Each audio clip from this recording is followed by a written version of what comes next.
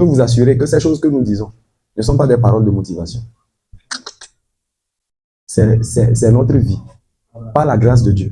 Il ne se passe pas une semaine, pas une, sans que nous nous prions. Pas une. Depuis maintenant 2 ans, pas une semaine. Et nous allons continuer aussi longtemps que ça va durer.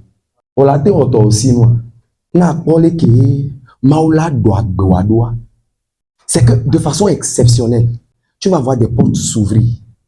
La restauration est ta destinée. Alléluia. Dieu est intéressé par notre restauration. Dieu veut que les hommes soient restaurés. Parce que lui-même, il est dans un processus de restauration de l'humanité. Oui. La finalité, c'est de réunir toutes choses en Christ.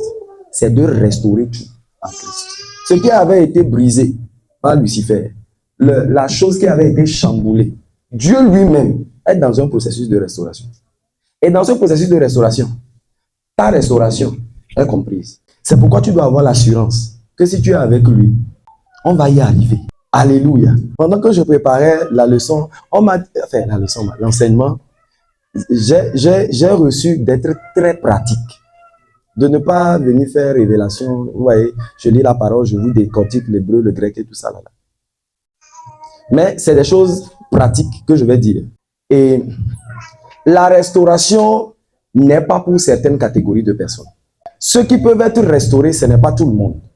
Premièrement, ceux qui peuvent être restaurés, ce ne sont pas ceux qui ont beaucoup souffert et qui ont souffert pendant longtemps. Vous savez, les gens croient que parce qu'ils ont beaucoup souffert et qu'ils ont souffert pendant longtemps, Dieu va avoir pitié d'eux et il va les restaurer. Ah, je suis désolé. Tu risques de mourir dans ton état. Jésus avait un ami, il s'appelait Lazare. Lazare, on l'a qualifié ami de Jésus, mais il est mort, pauvre. Lui, il attendait seulement une main externe. J'appelle ça la foi fataliste, la foi irresponsable. Les chrétiens qui croient que tout vient de Dieu et qu'eux, ils n'ont qu'à attendre. Les chrétiens qui ont une phrase, j'ai beaucoup répété ça ces temps-ci, une phrase à la bouche, c'est one day. Est-ce que vous connaissez des gens qui ont mis one day sur leur statut jusqu'à présent? One day là n'est pas encore arrivé. Il y a des gens qui disent one day depuis 1900 jusqu'à aujourd'hui. Ni le one day, on les noté. Demain on là-bas on est. Parce qu'on se